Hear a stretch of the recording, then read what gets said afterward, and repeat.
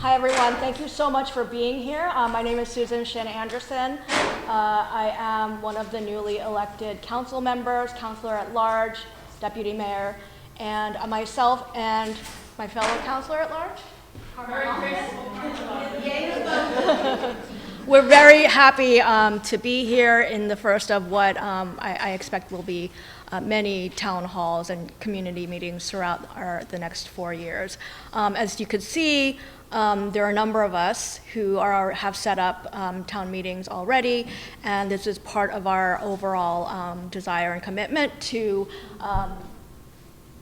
communicate better with the community and get your thoughts on what's going on in town.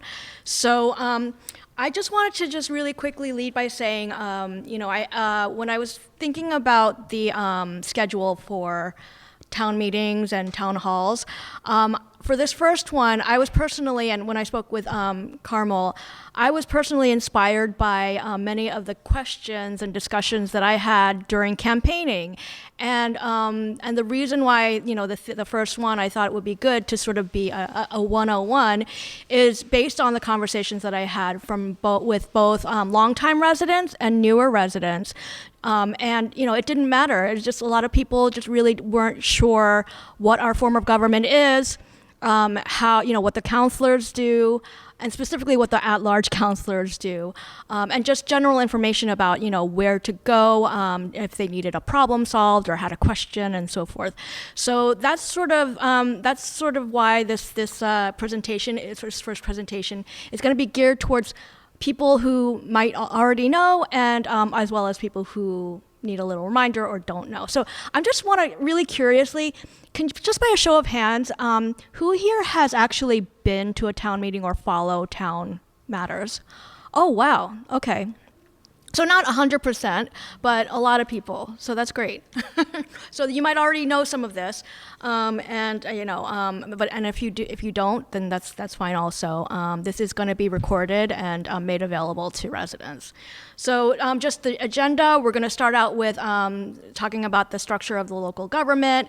Norma Tassi, who is the Director of Administration, Code Enforcement, and Environmental Affairs, is going to talk a little bit about the org chart, the town departments, and also tell you a little bit about who do you contact with issues, and she's going to go on some of the more commonly reported issues that are brought to the township.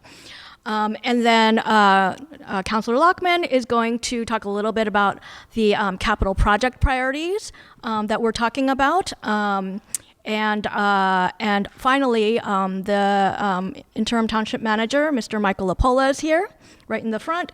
And we've asked him to give some information about the municipal budget, where do your tax dollars go, and the budgeting process itself. So after each agenda item, if you could just please save your questions at the end of every section. And then at the end, after Mr. Lapola goes, we're hoping to have an open forum, and you all can raise whatever you want, and we'll try to answer your questions and address them. So sound good? Okay. Sounds great. Okay, so again, many of you might already know this. Oops, right. Montclair operates under the optional municipal charter law, otherwise known as the Faulkner Act. And we are a council manager form of government. So that means that we have elected council members and a professional manager who basically runs the town. 42 out of 564 of the New Jersey municipalities operate under this form of government, and you can see some other examples of towns that run under this form of government: Livingston, our neighbors, Teaneck, Scotch Plains, all of these, and the commonality that I've seen is that all of these towns that I've listed there are, I guess, not huge, but on the somewhat larger size, at least 25,000 up to around 54,000. So that's what we are. And this form of government is just one of the possible options under the Faulkner Act. Now, the Faulkner Act give some guidance about what the actual roles and responsibilities of the council and manager are. Okay, so and this is something that I've personally gotten a lot of questions about. All right, so I just wanted to list some of the key responsibilities and roles of each. On the council side, as you know, the council is elected by you, the voters, and we happen to have nonpartisan elections. The council members are elected to 4-year terms that all expire at the same time. That's how it's set up now. The council is basically the sole legislative body. So we are charged with adopting laws, or local laws, ordinances, policies that govern the town.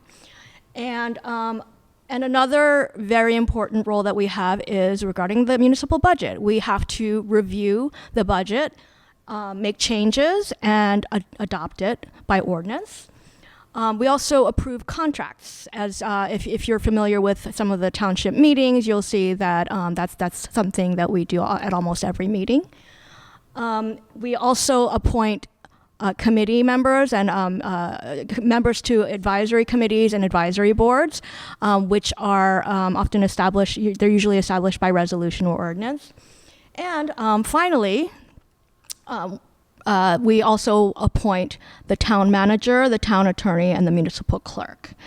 We also are charged with overseeing their work, supervising them. So those are the key responsibilities of the council. On the manager side in our form of government, the manager, like I said, is supposed to be a qualified professional who serves as the chief executive officer of our town. That individual is appointed by us, the council. And along with the rest of the township staff, they are the manager is responsible for making sure that the will of the council, the policies of the council, are administered and implemented. The town manager, crucially, they're the person responsible for the administrative oversight day-to-day and longer-term township projects and department matters. What is that? Okay. Anyway, the manager is actually the person responsible for making sure that things get carried out. The manager is responsible for hiring staff. The department heads report to the manager, not the council. And only the manager is empowered to hire, fire, and discipline their reports. So that is definitely not something that the council ought to get involved in under the Faulkner Act. The manager also prepares the town budget, prepares it to present to the council for review and adoption. And lastly, the manager is always present at the council meetings. They're involved in discussions at the council meetings. However, the manager does not have a power of vote. So our council structure is one where we have 7 elected members. Not all council manager municipalities have 7 members, but we do. So the body is made up of the mayor, 1 council member representing each of the 4 wards, and 2 at-large. And the at-large members are sort of similar to the mayor, representing the entire constituency of Montclair. Okay. Just a few words about the mayor's role. In this form of government, the mayor is 1 member of the council and elected by voters. Again, some other council manager municipalities, their mayor is designated by council selection, but we actually elect the mayor here. The mayor, as a member of the council, has 1 voice, 1 vote in the proceedings. However, she does preside over the meetings, so that is one of the mayor's responsibilities. The mayor also has some other roles, such as appointment of the trustees of the Montclair Public Library, and I see some people here from the library, appointments to the Historic Preservation Commission, and she also makes appointments to other certain other boards. Like one requirement is to have a mayor appointment to the planning board. So that's just an example.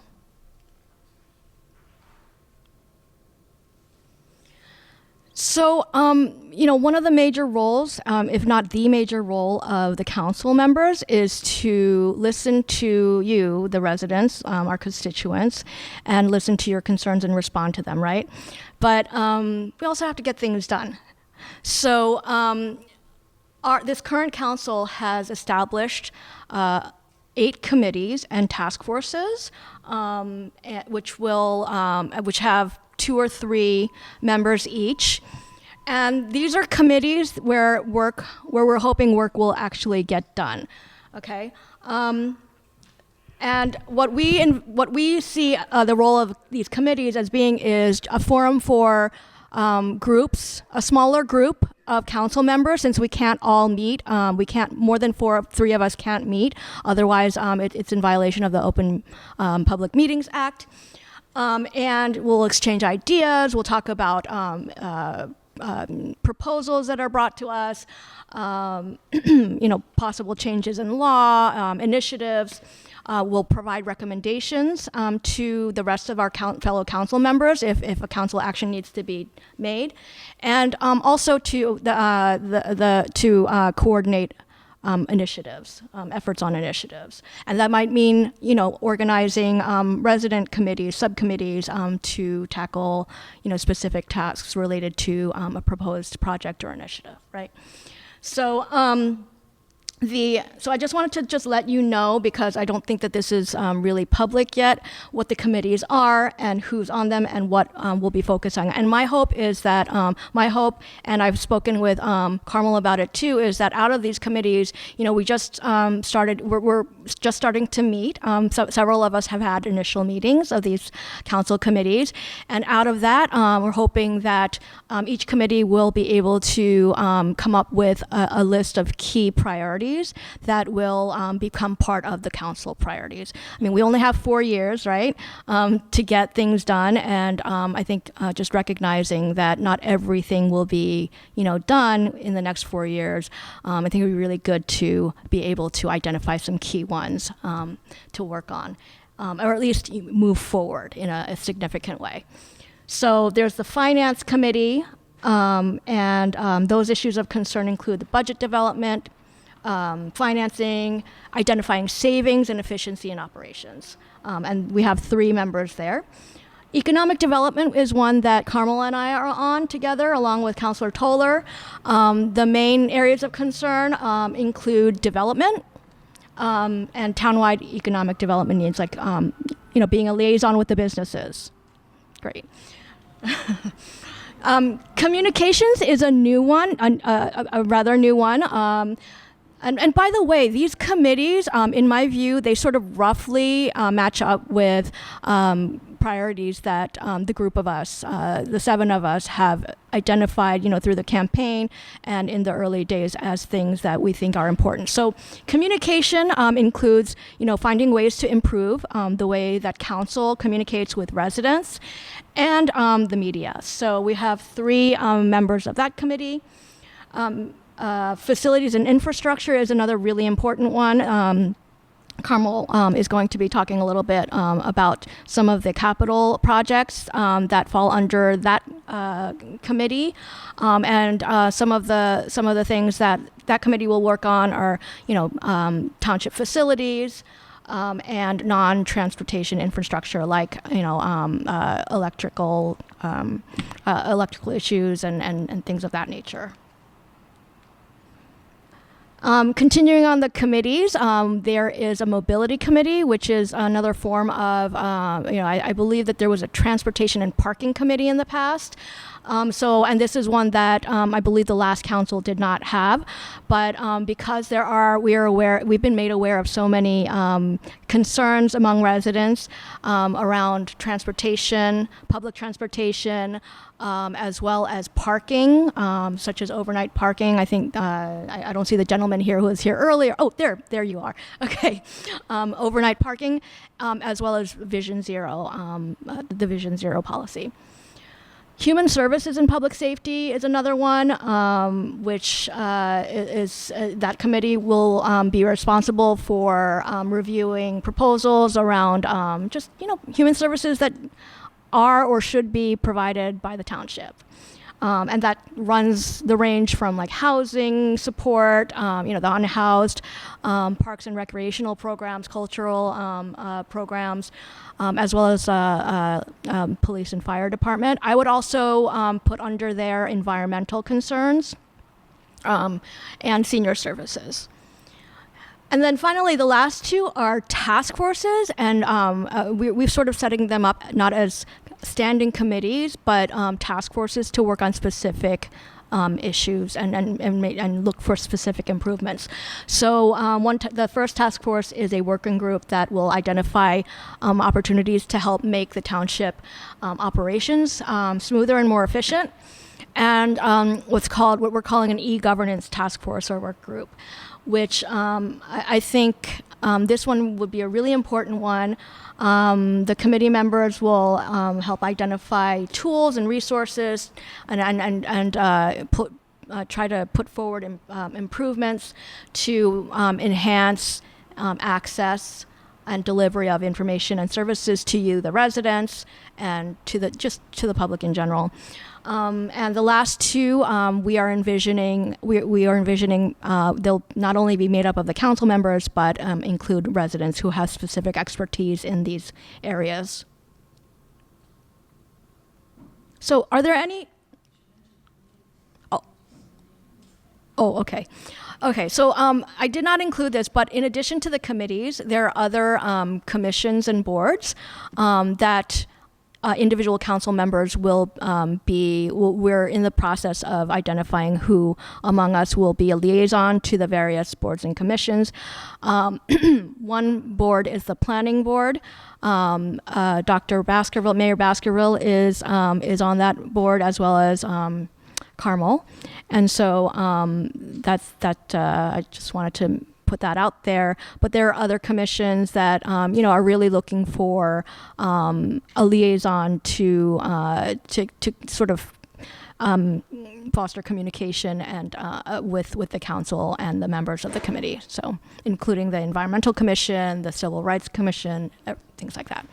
So that's kind of my part of the presentation, and I'm going to turn it over to Norma before we take questions on our part of the presentation.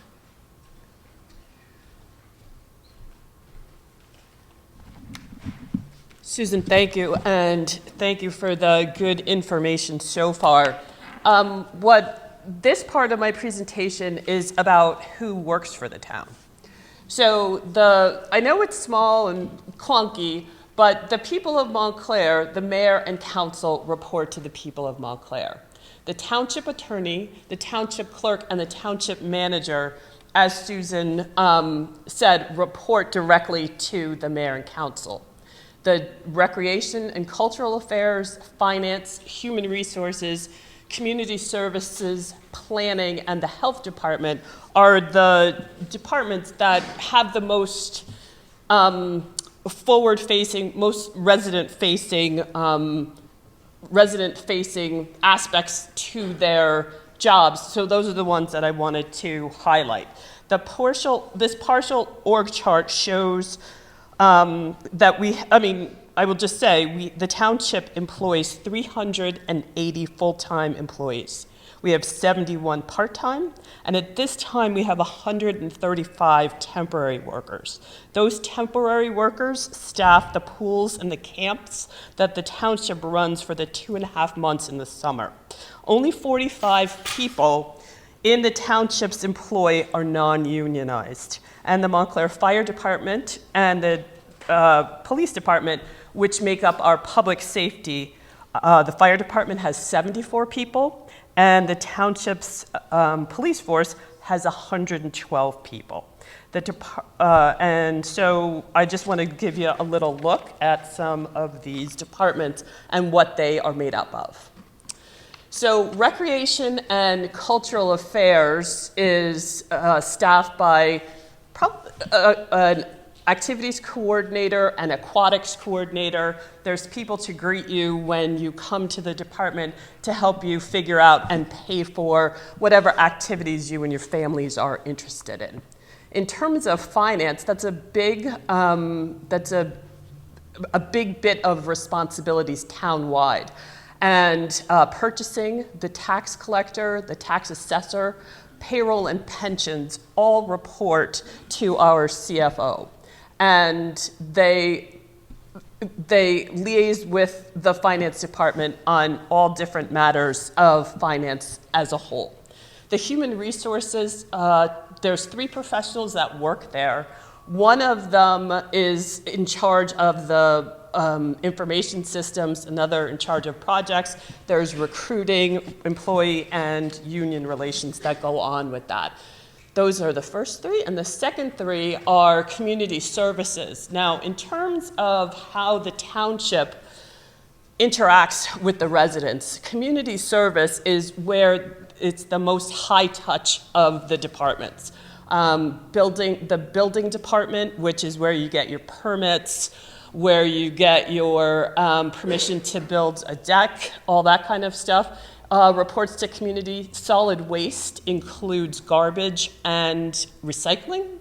Parks include the upkeep of our beautiful parks that make up such a big deal in our lives. And then water and sewer is the last pillar of community services.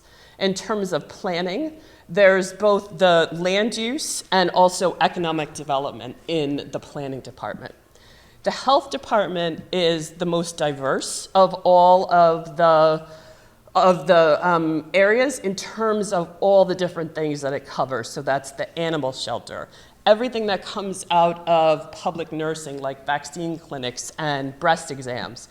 Health inspectors, those are to make sure that the food in Montclair's vibrant restaurant scene is safe. And senior services, as you know, I forget what the statistics are, but a lot of people are over 55 in this town. So there are services, both social and recreational services, that run out of the health department. I think that's it for this. So I think Susan will take questions. Oh, no. I'll take questions, says Susan. Yeah, could you introduce yourself, please? I'm sorry, I apologize. My name is Norma Tassi. I started with the Township in March, and I'm the Director of Administration, Code Enforcement, and Environmental. Thank you.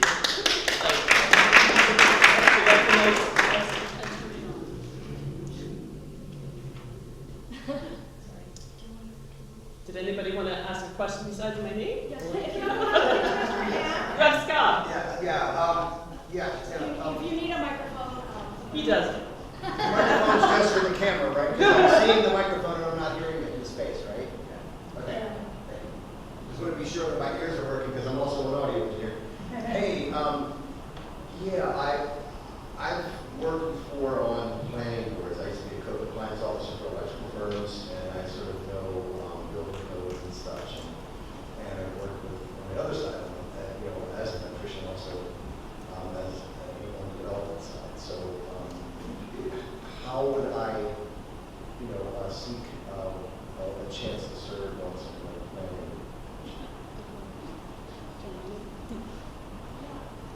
I believe right now, planning board, all the folks have been named, but that's a good, your mic's not working. That's for the camera only. It's not on. It's for the camera only. The audio, so it would be recorded. Okay, I'm gonna try to shout. We need it for the room for her. Yeah, thank you. Okay, so thank you for your question. I believe we're all full right now on the planning boards, but just in general, if you are interested, there are a number of committees and there are vacancies that come up in the future. So online, you can go to the website and fill out a volunteer interest form. So that would be the first step. I have done that. Oh, you have done that? We Yeah. nominate Scott. Sorry? We nominate. So that's good. I vote yes. So I think the next step is to just like let us know when you have, and then what we want to do is get all of the volunteer completed. All Should I contact you, Norma? You can. Okay. I'd be glad to hear from you. I got my answer, thank you. Okay. All right. Yeah. So I served on the planning board for 8 years, and the ideal candidates in my view for the planning board are architects, engineers, developers, people who have Yep. experience in the world of building. Yep. It's not always the case that the mayor appoints people like that, Yep. but that's in my view, that having served on the board really add to the depth and knowledge and help other people train the other people who might be new on the board, but those are the types of people I'm looking Yep. for. I mean, correct me if I'm wrong, not all of the planning board members are appointed by the mayor. Some are actually appointed by the council. No, the mayor does not appoint the planning board members, they're appointed by the full council.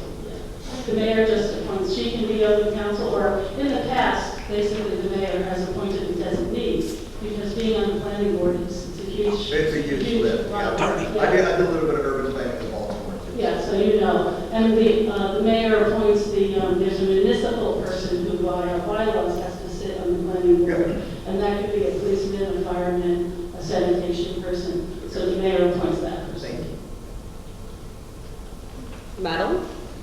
I was just going to ask or add to that, that from what I can tell as a civil rights commissioner, in the past, it's nothing to do with the current council, and it's nothing about the previous council, except that they did not have an opportunity to look at all of the applications that came through, like the one you're talking about, Reverend Scott. So it could be that when you applied in the past, they did not have an opportunity to see it. So it's good you're telling them again. Hopefully, I'm guessing, knowing all of you, the new council will be looking at all these old applications and make sure these people are still interested, and then hoping that you'll start bringing them onto the current commissions and committees, yes?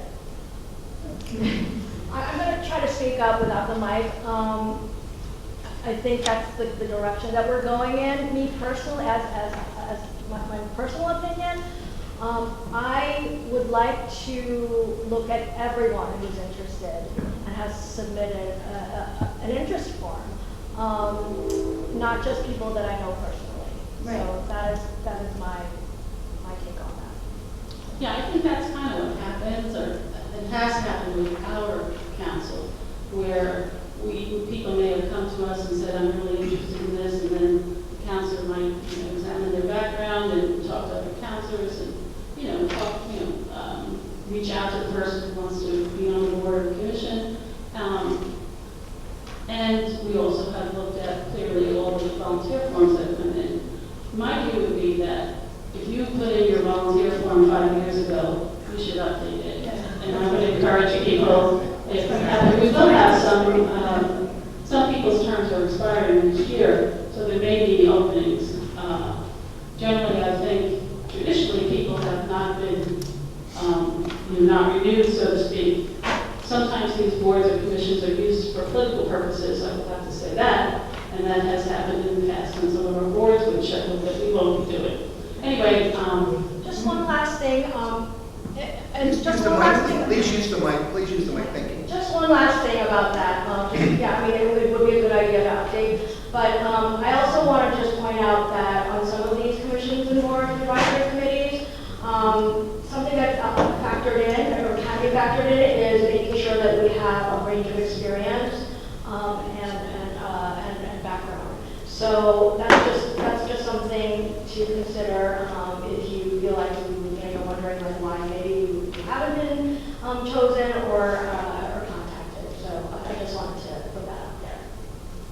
Mariana?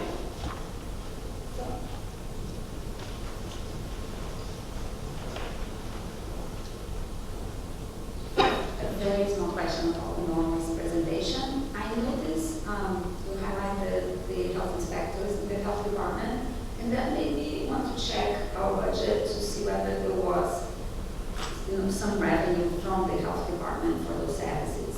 And it's hard to tell because maybe it exists, but it's unrealistic. There's local revenue for $22 million, maybe it's half of that. But if it isn't, I wonder whether our health inspectors are being paid by taxes or whether our businesses pay for those inspections.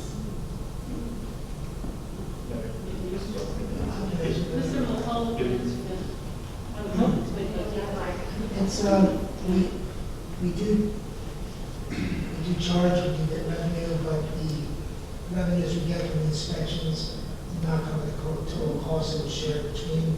We have, I believe, raised some of those costs and we're raising some others. We have raised some of the charges we charge for 10, 15, 20 years. So we're not being comparable to other municipalities. But I don't think we'll ever be where it covers the entire cost, but it will pay for a big portion of that cost. I can get you the specific numbers if you like. Just a quick follow-up.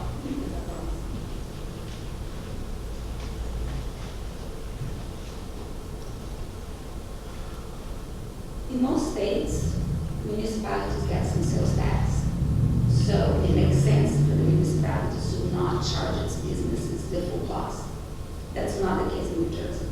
Either the businesses have to pay or the state has to pay because the state takes all of our sales taxes.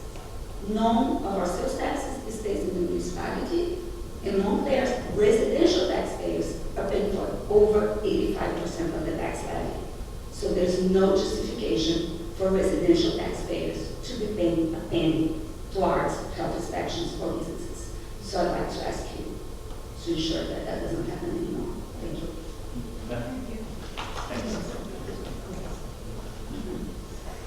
Thank you. First, I'd like to say thanks for holding this meeting. It's really helpful to have the information that you're sharing.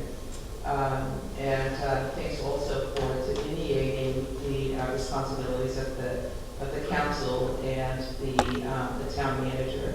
I would like to ask about accountability for the town manager, particularly relating to budgetary and human resources issues, and how that is going to play out with the town council. I think expectations for, I'll speak for myself, but or that the new town council will certainly be more transparent and proactive in managing issues that come out of those areas. And I wonder if you could speak to that, please.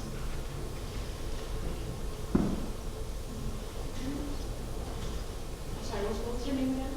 Rhina? Well, I would just like to talk about town manager, Michael, who, so far I'm personally very pleased with the work that he's been doing here. He's been here about a year. But we are in the process, he's only a temporary town manager. That's where he signed on to a temporary guy. So we have a recruitment effort taking place to get a permanent town manager. Michael very graciously agreed to stay on with this new council, who does not have any institutional knowledge really about what goes on in Montclair. So he's been very helpful in acclimating us to what goes on in town and introducing us to the staff at 205, telling us how things work. And so I think the transition from the new council with an existing town manager has been going really well. I know there are people in town who clearly have made their position known that they're not happy with the town manager, but everybody has their opinions. Issues of the town manager. I'm talking about the issues relating to the budget and human resources, and how the town council is going to proceed with holding the town manager accountable for that and making that transparent to the people in the town. Nothing personal about our town manager. Thank you for your service. I know nothing about you. I'm talking about the higher. I want to speak with you. Thank you. I'm 9 months past that. Personal feeling. I would just want to say personally, we're just starting, and Michael will talk about the budget process, but it's just starting to be done now. Personally, I am totally for the taxpayers. I am totally for having a budget that is austere, that reflects our need to invest in our capital projects, which has, and you'll hear in my talk next, has been totally neglected for years and years and years, such that we need a lot of money going into the assets that the town owns. And so I'm going to be like the devil's advocate for keeping things like, no, no, no, when you're asking for money. Let's cut this, let's cut that. We need this money to pay for our assets. We just cannot let the town hall fall apart. We cannot let the police department fall apart. Libraries need to be funded. Larry Anderson is an issue. We have the Department of Public Works that, I'm going to talk about this a little bit later, that really needs a lot of money. So from my personal point of view, I am just austere budget. I'm going to try to be quick because I know that there are other questions and we have to move on to the next couple of presentations, but I have a slightly different tack. Yes, I mean, I think this council, the majority of the people on this council are, and you may be seeing that already in the meetings, we're asking a lot of questions about, proposed contracts, proposed spending, and that's our job. We're supposed to question that. And when the budget, when it comes time to review and approve the budget, that's our job. We have to make sure that the budget makes sense, and we'll also support the initiatives and the priorities that we've set. That being said, and I am, I'm going to continue to ask the question and look into all of the proposals. There are going to be opportunities for some enhancements and services to be provided for the good of residents to our town. So, in my opinion, it is a township responsibility to make sure that certain services are provided responsive to the needs of the residents. Things that can help residents like recreation, sports, health, things like that. And also, one part of that is making sure that we look at how we are resourced, as you said, human resources.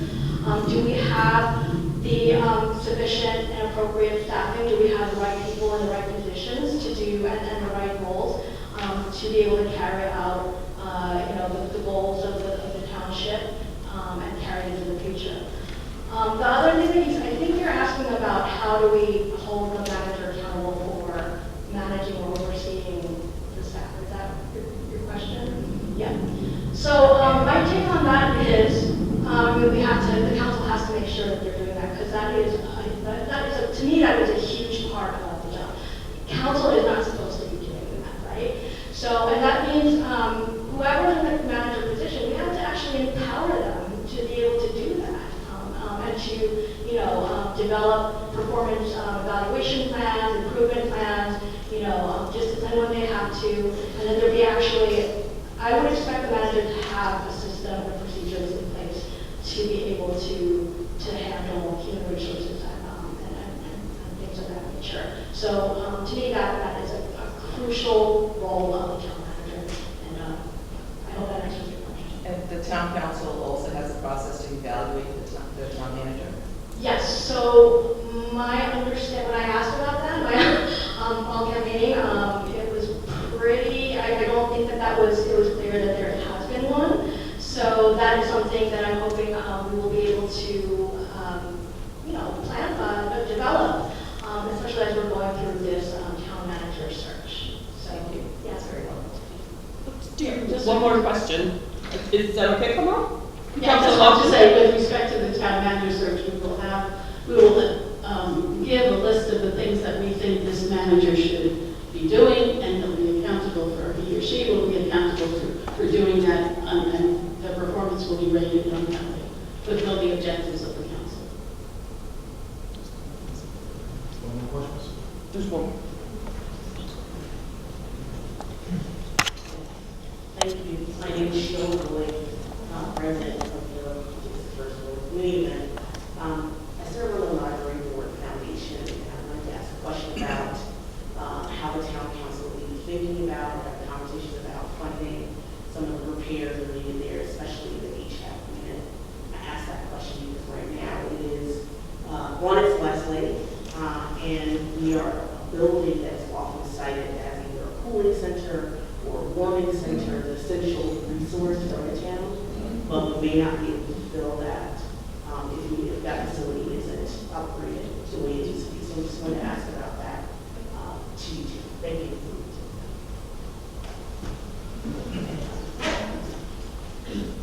I just want to say that, so I'm on the committee that will be looking at the library, and we are meeting with the library people, I was going to say management or trustees, whatever, on September 11th.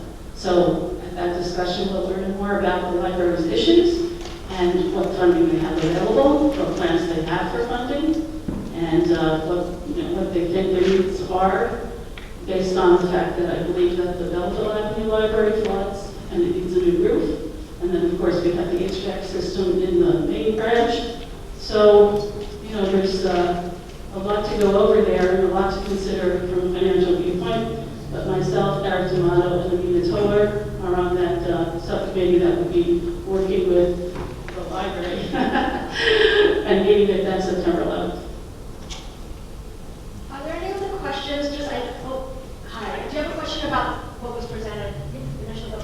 Actually, would you like to go through how the library has been funded in the past? Because my understanding is that the county withdrew a lot of their previous funding from the library, and that the library has increasingly seeking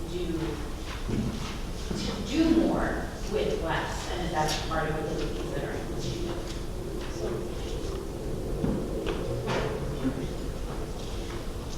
I really, June, don't want to jump the gun on this because we have a meeting next September 11th, and one of our committee members is really looking very closely at the numbers, and we'll be meeting with him before we meet with the library to go over what the funding has been, how we compare to other cities around town, around us, and we'll take a look at it, and then we'll discuss with the. So we're really taking a deep dive into this because I think. In the past, what I've seen it, the library gets there, I guess it's $2.5–3 million automatically, then the town tops that off with $500,000 or so.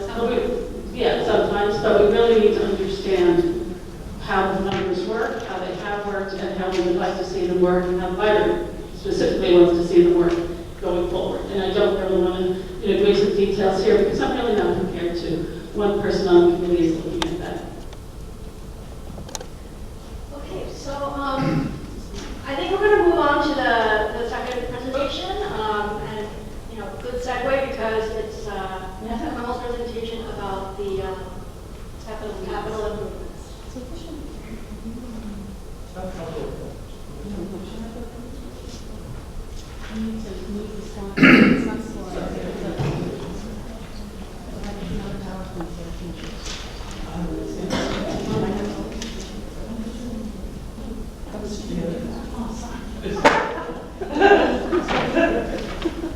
I know we're all like that, right? We're just,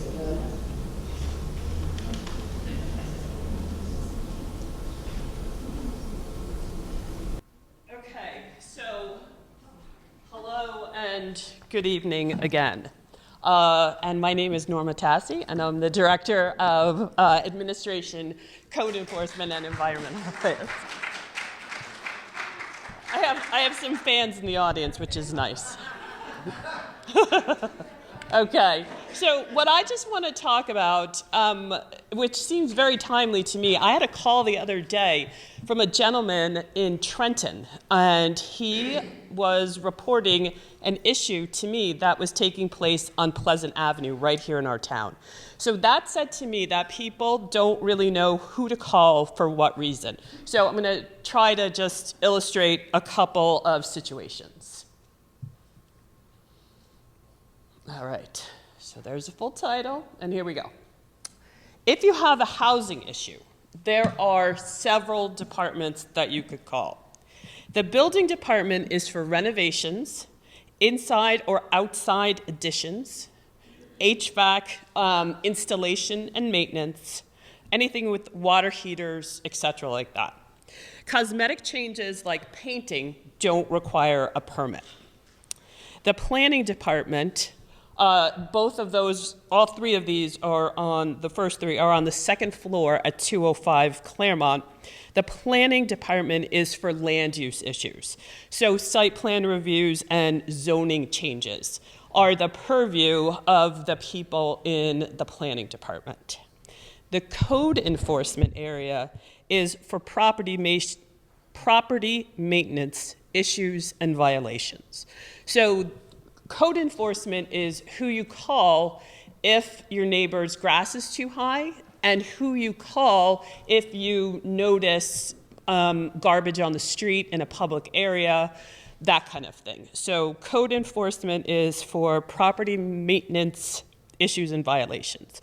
The last is the Section 8 office. That's on the first floor in 205, and we have just reopened the Section 8 waiting list for the first time since 2007, and so they're going through the applicants and what have you at this time.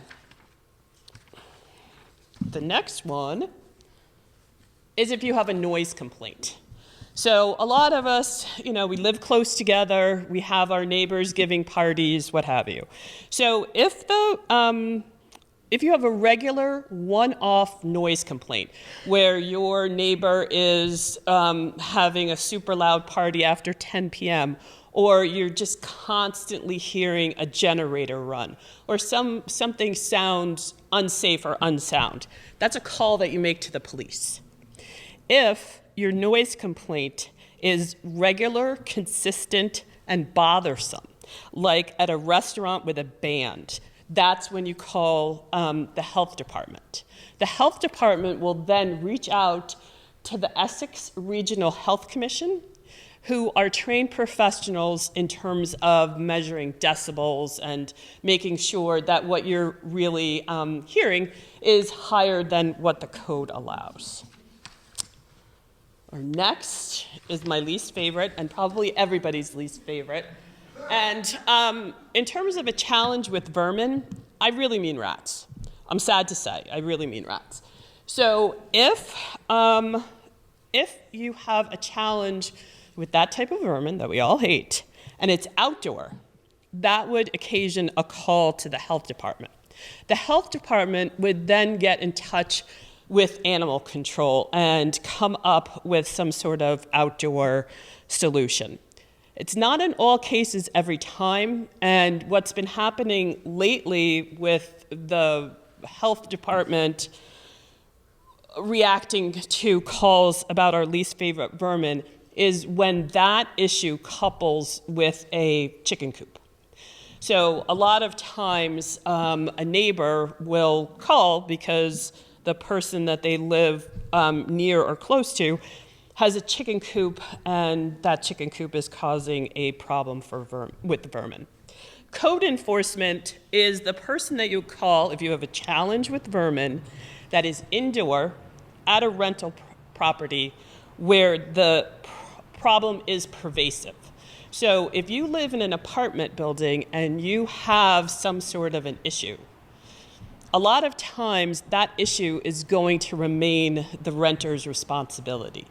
If the issue is pervasive in terms of in many apartments, especially in common areas, that is a matter for code enforcement. Next is a parking concern. What we have is actually a parking utility, and it enforces parking rules set by the governing body. Overnight permits, requests for parking when you have a vendor at your home who's going to be there for more than 2 to 4 hours. They will need permits that you can get through the parking utility. At this point, through December 31st, you can both call and go online for this type of need. After the first of the year, these parking permits are going to be accessible online only. When parking becomes a safety issue, such as a blocked driveway, that's when you call the police about a parking issue.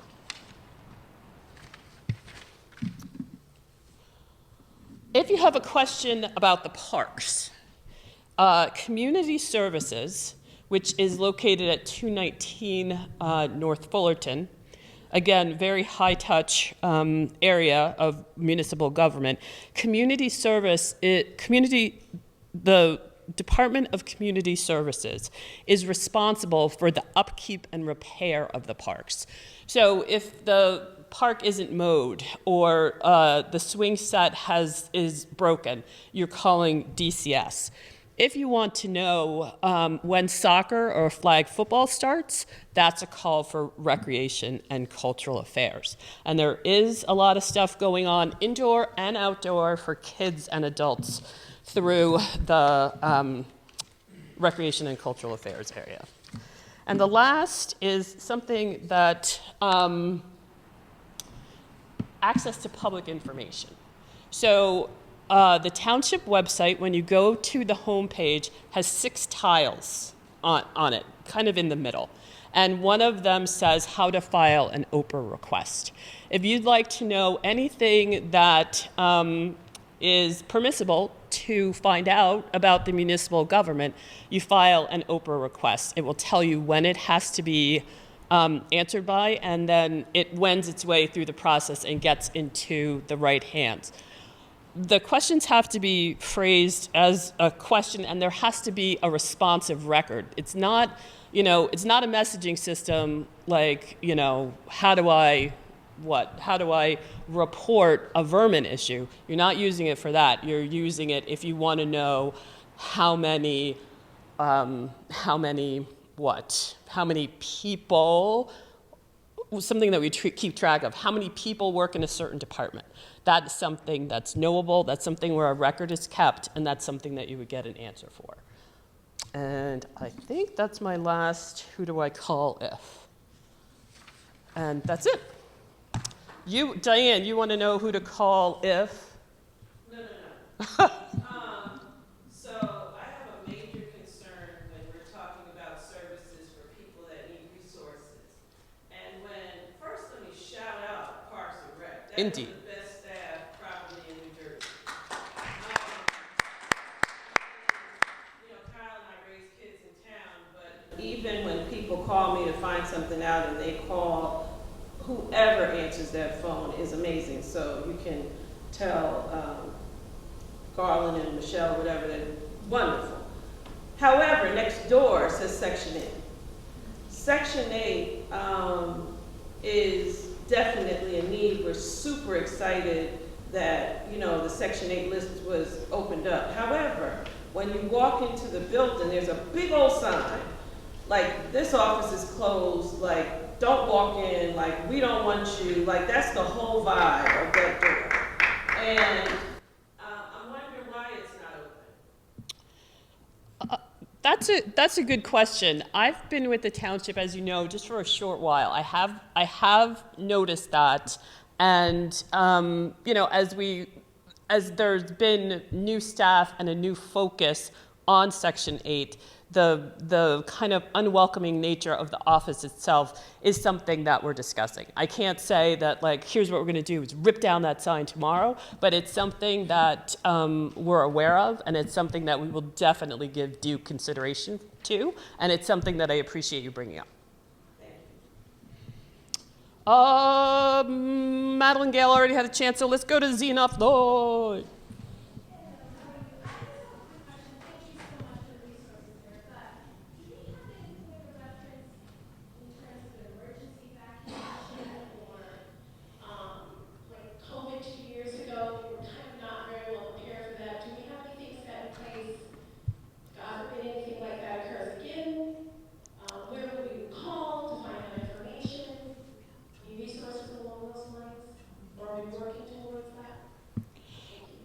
Mr. Fan can probably add a little color to what I'm going to say, but the safety committee is back up and functioning. There is interplay between Montclair. Montclair does have an office of emergency. It does have an emergency management team, and it does liaise with the county. So, with the township does have the OEM, and I'm one of the deputy OEM coordinator. Currently, we do have a procedure manual for in case of certain type of emergency that you call into the township, fire department, police department, health department, IT, and also the township manager. So we do have the manual, and also we are currently upgrade that menu to standardize for the whole Essex County. So my department, one of the deputy chiefs working that with the county upgrading that Norwegian menu as we speak. Thank you. Who's next? I'd just like to make a statement on Section 8. The list was opened on the, I think it was June 20th. June 20th at 8:30. You could not sign in until 8:30. At 8:35, it was closed. I understand the concern that I'm hearing is that maybe not enough people got on or what have you. We had pre-decided the number of people that were going to be allowed onto the list, and we had organized the list such that preferences, living in Montclair, being a senior, being close to homelessness would get you further to the top of the list. They're working through the list now, but it took, and we also did intentionally make sure to reach out to community partners to let them know that the list would be opening. With that level of anticipation, coupled with the fact that the list had been closed for so long, I can tell you, because I was there, the list closed in 5 minutes.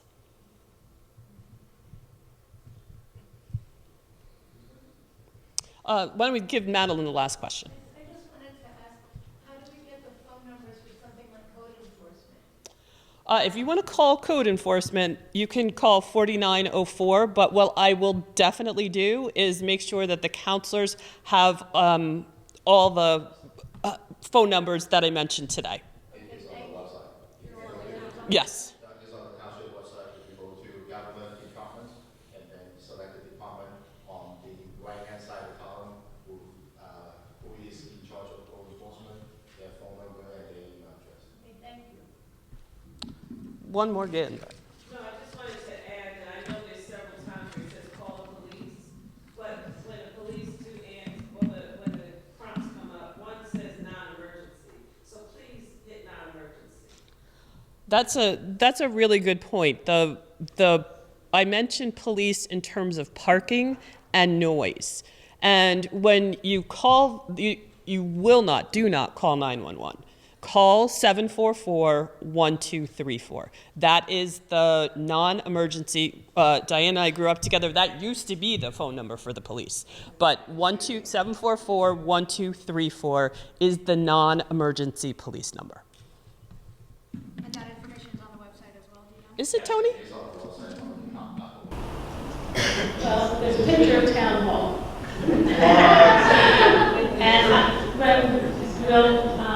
I can start without this. So basically, Town Hall. Yay. No. Sorry, there we go. So everyone knows our Town Hall. There's our Town Hall. So in 2002, there was a study by an architecture engineering firm to examine what's going on in Town Hall. The object of the study was to define the space requirements and operational characteristics of the departments and facilities located within the building.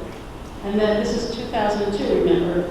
The report concluded that the building is inefficient, overcrowded, and outdated, and that the outdated facilities and inadequate space will not meet the township's needs with anticipated growth and continued development. 2002, they said this. So, a separate report was prepared by another engineering firm in 2005, and this provided an in-depth evaluation of the condition of the municipal building. The report noted concerns about the roof, concluding that the roofing system had outlived its expected life service. They also said mortar joints on the exterior wall should be saw cut and repointed, and the spalling brick was falling apart and need to be replaced. There's bowed areas in the exterior walls were noted as needing further investigation. The exterior canopies were noted as structurally unstable. Interior issues include the lack of ADA accessible bathrooms on all 3 floors, the the lack of proper closure devices on building doors, and the lack of legal second means of egress from the second floor conference room. Issues with HVAC systems were noted, including the conditions of the air-cooled condensers and chilled water pumps. There they are. The report recommended replacing the air handling unit and all the piping, dampers, ductwork, thermostat controls associated with that. The report recommended replacing the boiler, hot water circulating pump, HVAC piping, and thermostat controls for the heating system. The report recommended replacement of the hot water heaters, hot water piping, and water piping in service. They noted that the fair condition of the natural gas piping, sanitary and vent piping, plumbing fixtures, and drinking fountains. The cost in 2005 for making all these repairs was about $1.57 million. I looked at the CPI index, probably not a very good evaluation, but it's now up to about $2.6 million to do those repairs.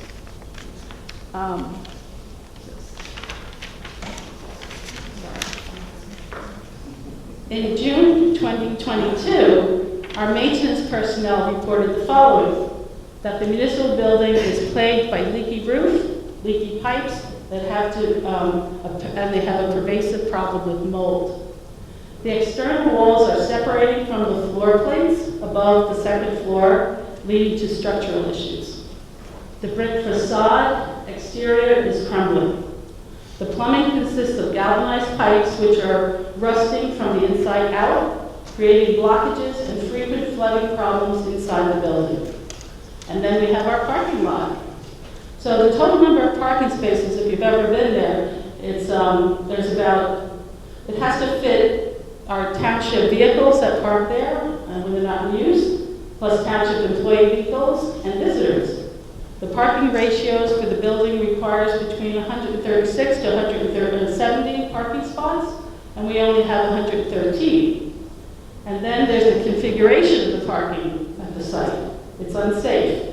Parking spaces are undersized, measuring only 8.5 feet wide by 15.5 feet wide. The normal is 9 by 18.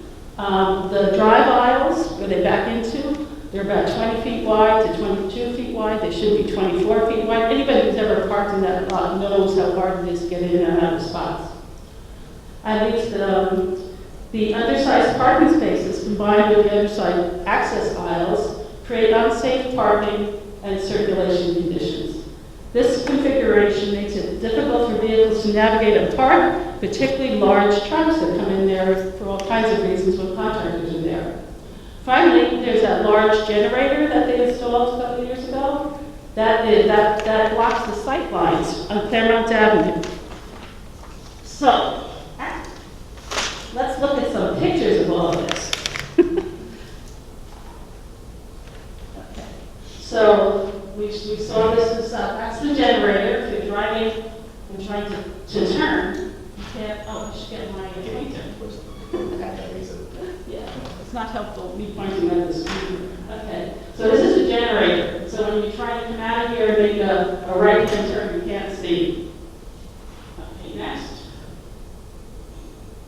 This is an overview of the whole site.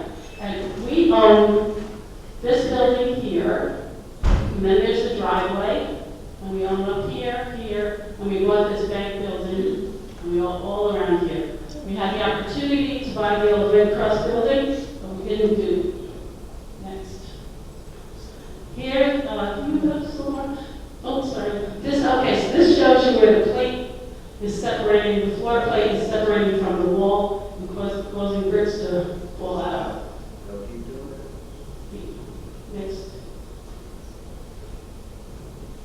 And these here are, deteriorating brickwork right above the door. In the head will walk in. That's not funny. Here's our roof needs to be replaced. It puddles, and this causes leakage within the building. Let's look at the building. So here's leaks on the floor. This is like all over the building. This is not just in these halls. I mean, correct me if I'm wrong, but I've seen it all over in offices and conference rooms everywhere. This is an air vent covered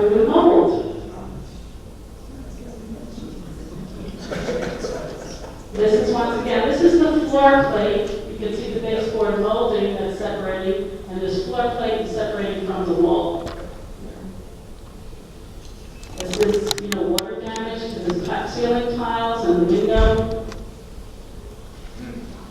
This is, once again, separation of the floor from the wall and water damage. There's our windows. Damaged window, water damaged window. Here's another one. They're all over the place. So here's the bank building on Park Street. Here's Claremont. This is a little bit of town hall you can see. This was the Red Cross building that was for sale, but the town did not buy it. Anyway, next. And this is an emergency shelter run by the Salvation Army that abuts our parking lot and driveway. Okay. So once again, this is a bird's eye view. And when we think about the new town hall, not just the town hall, what we're thinking about is town hall, police department, and courts, all in the one spot. Now, this is very preliminary at this point, but clearly the need exists. Now let's go and look at the police department. Here's a picture.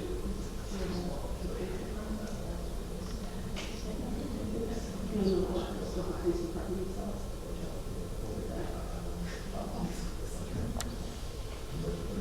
It's up Chrome. Google Chrome. It's on Chrome. Okay, so everybody knows police department, right? Yes. I mean, I was talking to somebody that didn't know what the police department was. This person lived in town for a long time. So this is the police department. The interesting thing about the police department is this is it's a historic building. It's a locally designated historic building, which, it really deserves to be, but it does lend some challenges if you're thinking about doing something with it. So, let me just quickly run through the problems with the police department. Let's not look at any pictures yet. So, the police department has limestone damage, all from a faulty roof. And this is once again from an architecture engineering study. This study was done more recently, in May 2024. So, we have limestone damage in the front. We have the cracked limestone arches. Those arches are cracked. We have a spalling brick. I had to look up what spalling means. That's spalling is concrete, and it starts to peel and crumble. So that's what's happening to the outside of some of the facade here. There's peeling paint to the back. There's bricks that are out of place, and basically the roof is at the end of its life. One of the policemen said to me that the other things of concern are the exterior is crumbling, and they're concerned that it could possibly fall onto the sidewalk. There's an aging HVAC system, plumbing and electric, that have caused some major problems over the years. And we're going to just look at photos in a minute, but let's look at the photos that follow on the I was shocked. I had never been in the police department. Lucky for me, right? I didn't get to pay a ticket. So when I went there, when I was campaigning, I went to see what does this place look like. I met with the police chief. He took me on an overall tour. I must admit I was shocked. I could not believe how awful this place was and that people had to work in these conditions. So this shows you the floor after the water damage to the floor. Scroll up and it tells you where it is. Does it? No. Okay. Next. So this is more you can see. I don't know, is any policemen here? No? The fire guys. Okay. This is where they have to keep their files and equipment and stuff. Water leakage all over the floor. Another water leakage where boxes. And the other thing about the police department, it seems really to be packed into a building that really isn't appropriate for what they do. There's all these little warrens of rooms and offices and long hallways and stuff. It's really kind of weird. There's water and mold, and you can see where they had to put plastic on the walls. There's another place where the baseboard is coming apart from the floor. And here's my favorite. here we start to get into the rats. Okay, so these are rat pads, the sticky rat gluey things for rats. There we go, the rat flew all over the place. Yep, here's more. There it is, yick, right? And this is water damage plus where the rats can get in. All over the place, rat poo. And there's the rat. Oh, I should be using this thing. Anyway, you can probably see the rat. I never quite see it, but yeah, there it is. Oh, rat poo, rat poo. And there's all this, foam coming down, and it's awful. And there's, look that down a bit. There's a jailed rat, a trapped rat. So this is what the condition of our police department and our town hall is like. And can we just go to, yeah. So I wanted to just share some numbers with you. So go up to the top of that document. Okay, up to the top. Okay, so these are, total, they're not really that up to date. They need to be more up to date, so they're on the very conservative side. So to do repairs at the town hall, about $2.5 million for the old inspection report that we had. The police department, about $1.5 million just to repair the stuff. The Department of Public Works, which I don't have on here, is about $3 million. That's the public works, 3 buildings that are on North Fullerton. So their roofs are going. It's the same issues, a lot to do with the roofs. And then we have requests for funding for Clary Anderson. The old council, the former council, passed a $6 million bond authorization.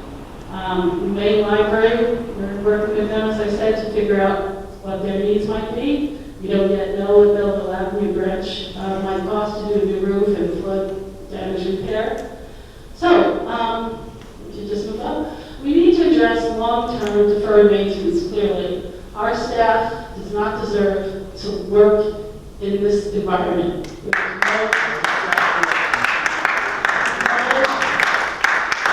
Rats, leaking bathrooms, falling brick. They should be in a modern environment. Nobody deserves to work in this type of environment. And it's a health, it affects their health. So we have to figure out as a council what needs to be done, how much it will cost, make a plan with a hierarchy of actions to address all needs, not piecemeal funding. Like, for example, before the old council left, a bunch of people, advocates for Clary Anderson Arena came and said, no, we want something done with this arena. I can understand that, but the tax council needs to look at everything. You cannot just look at one project isolated, knowing that you have $7 million in repairs to the town buildings. That's my viewpoint. Now, this is something the council, my council colleagues and I have not talked about and decided yet what we're doing, but this will be something that we will be trying to figure out. So, what we're thinking, what I'm thinking, and I feel like I've made a commitment to myself, nobody else, but I feel like I've been here 4 years, and I hope that my legacy will be to get some of this work started. It's certainly not going to be done in 4 years, but I'd like to have a commitment to get the town's assets up to par, relocated, new buildings, whatever it takes. But for so long, like the school, the old councils just did not fund maintenance for these things. So, and they really, and it hurts people now. So, there you go. So the old council did buy the old bank building. They didn't buy the Red Cross building. See, that's a bee in my bonnet. And we've had some preliminary ideas tossed around. And then we have to think about where does this funding come from. So revenues from development projects, for example, Lackawanna Plaza, when it's done, will generate about $2.5 million net in taxes. Of course, there's bonding that may need to be done. There's an awful lot of Biden infrastructure money out there. I don't know how you get your hands on it, but we'll have to be thinking about doing that, talking to the county or meeting with Brendan Gill tomorrow. I think, yeah, this is something that will certainly come up.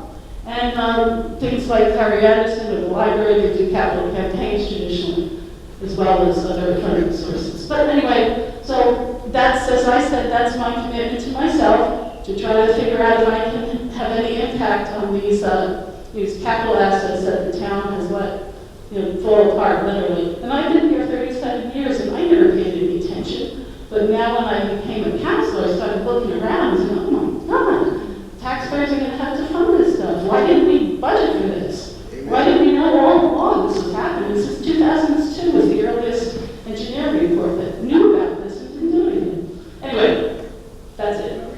So, just a couple questions, just because I want to make sure we have enough time for Yes. the manager, and thank you, Colonel. I share your commitment to taking care of some of these long neglected issues.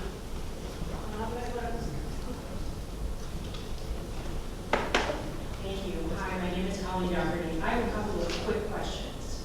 Is the town looking at what current assets they own and possibly could sell to pay for some of this?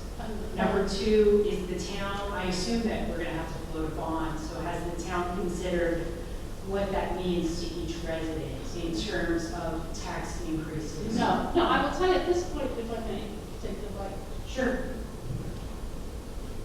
We're just in really a discovery phase at this point. I mean, anybody who walked around town hall can see there's issues there. But we really are in discovery phase. I was really surprised when I was doing some research on this, how in what bad condition the Department of Public Works was in, and what it would need to fix that up. So we don't know yet what we're going to do. And just of course, if you have to spend $50 million on a municipal center, that's the court, the police department, and the town hall, you probably need a bond. Now, the thing that bothers me about the bond, the former council has been patting themselves on the back for years how to have this AAA rating. Money was virtually cheap. It was given away at interest rates, and they did nothing. Why did they not spend some of that money and take care of these assets? But they didn't. But that's the past. We're moving forward. We have AAA rating. We probably should get a good bond. And then I think there should also be a study on whether to raise them or to tear. Oh, yeah. Well, that's, let's talk idealistically. We're Montclair. We've got a lot of pride in our town. A lot of people have lived here generations. We have a lousy town hall. Wouldn't we like to see something? Did you ever see Livingston's town hall? I took a tour of Clifton's town hall the other day. These are really lovely buildings. Why are we in this crappy little fall-apart building? That's kind of silly, but that's how I feel. We should be proud of our town. Our buildings should reflect who we are. Is there some place that residents can go where they see what assets the township owns? Yeah. Is there a website? Well, we did, actually, it's funny that you said that, because we had actually asked, was it the tax assessor? Yeah. For a list of all the township-owned land. And I do think that we did ask for that information to be posted on the website. Right. It's a surprising number of little pockets of land that we own, public land. But anyway, the question is what can you do with that? But certainly we need a huge thing. Oh yeah, you sell it or, No, it's the other things. You want to sell little parks, maybe the people around there would like to see, some open space around them. Right. I don't want to make public yet my idea, should I? No? Okay. One more question, Mark? It seems as though you guys would like to do a very big project. Which Not necessarily. Possibly. It would take a number of years. Yes. Are you using the bank building for anything? No, we are not. Moment? We're not doing it Is right. there There's any nothing. reason you don't take it down and make that a parking lot and then that? Believe me, To be able to right. alleviate your parking issues? I mean, We have you a- have it right there. We have in this upcoming council meeting, there's a proposal to put a new roof on the Salvation Army building, $88,000. I'm like, why are we doing that? Why don't we just tear down the Salvation Army building, tear down the bank now? We know we're going to use that land for something or other. Why would we put a new roof on a building, the 25-year roof on a building that we could potentially be tearing down in 5 years? Doesn't make sense to me, but there's all kinds of, I'm just talking off the top of my head now, but you asked the question. Well, if you want to throw money into the Salvation Army buildings, there's people living there. I get that. I get that. The bank building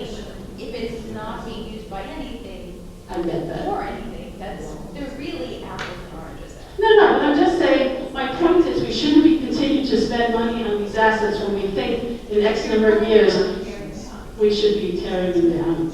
But, One more. how about, sorry, she didn't back? Yeah, she didn't hear. Hi, I understand and I appreciate the transparency that this is a discovery phase, council's very new, it's not from that. And how and when will we learn more about the process of actually making decisions? How do you prioritize? I know it's too early for a timeline, but all these meetings all at once, how will we hold the council? We will. We promise you that. This is what this council will be known for, is to dealing with the public, getting your ideas. I don't have any kind of, great ideas about anything much, but I would welcome ideas from the public. But as so we promise you, the public will be invited to participate in this process once we get it going. I just want to say I hope there's a really good grand plan, because you're going to have to address some things quickly. The people who manage our services should not have to work in mold. I'm personally allergic to mold like that, and I was cringing watching that. I really appreciate you bringing that to our attention. Something has to be done. But I want us to think large. What is the best possible plan? What is the best possible place? Whether it's on that footprint or somewhere else. I want us to make sure that we're doing the short term and the long term, and I want it to be a longer process, because we deserve, well, for the town, but for the people who do the work on our behalf, to have a facility that works for them and isn't going to make them ill. Right, and also, I'm very conscious, as I said before, about our taxpayers. So whatever we're going to be doing, I don't want it to overly burden the taxpayers either. Anyway, my friend Ron over there. How much did we just spend on the school bond? 187.1 million. Yeah. So if we could spend that there, what about all those other stuff? Well, very, anyway, whatever. Yeah. Sorry. I'm sorry. We're going to be around for more questions. I just want to move on. It's 8 o'clock, and we're only here until, so I just want to try to be on time. And if you don't mind, we'll move on to Michael Lopolo's presentation on the budget. I'm sure there'll be questions around there.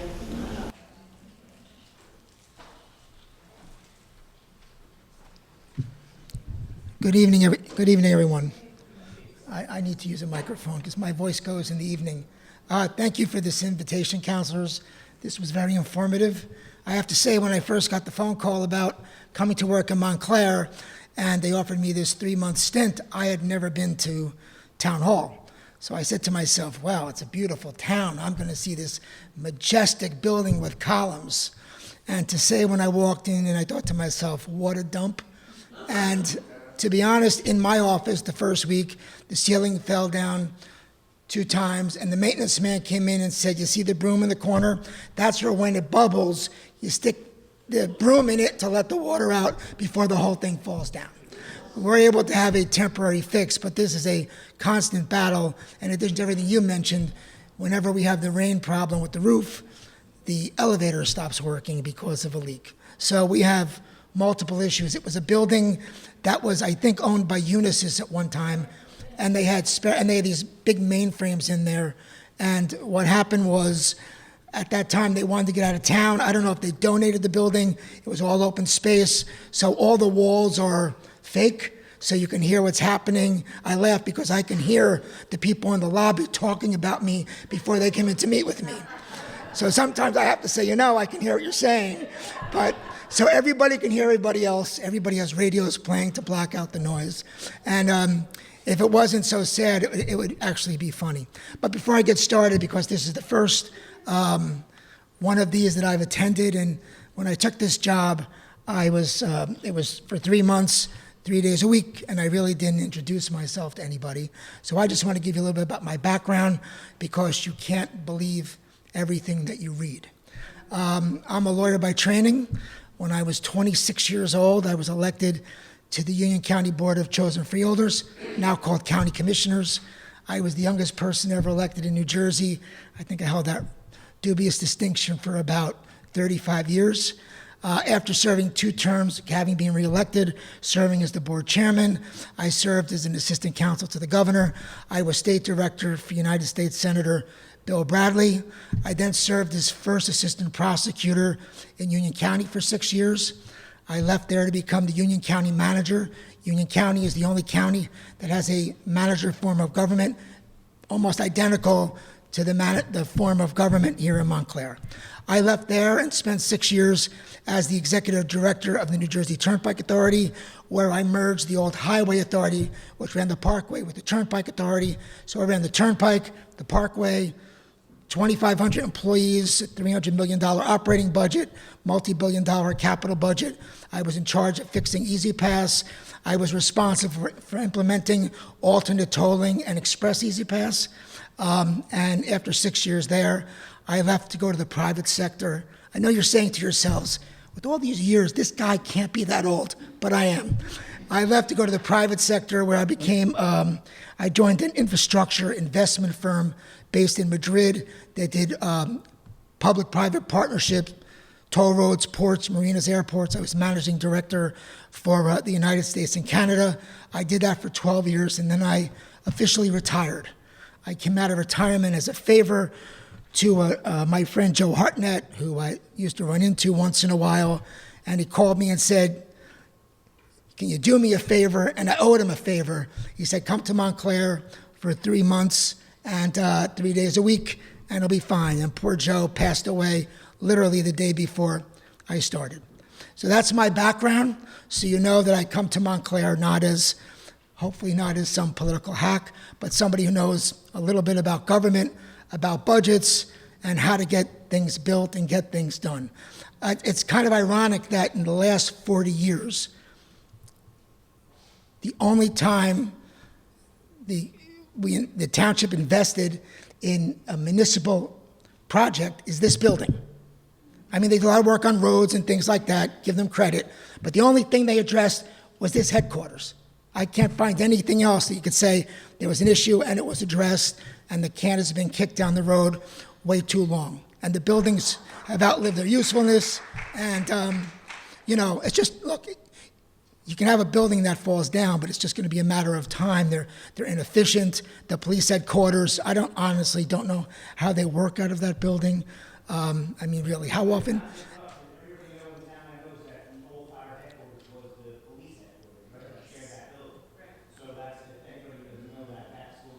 Right.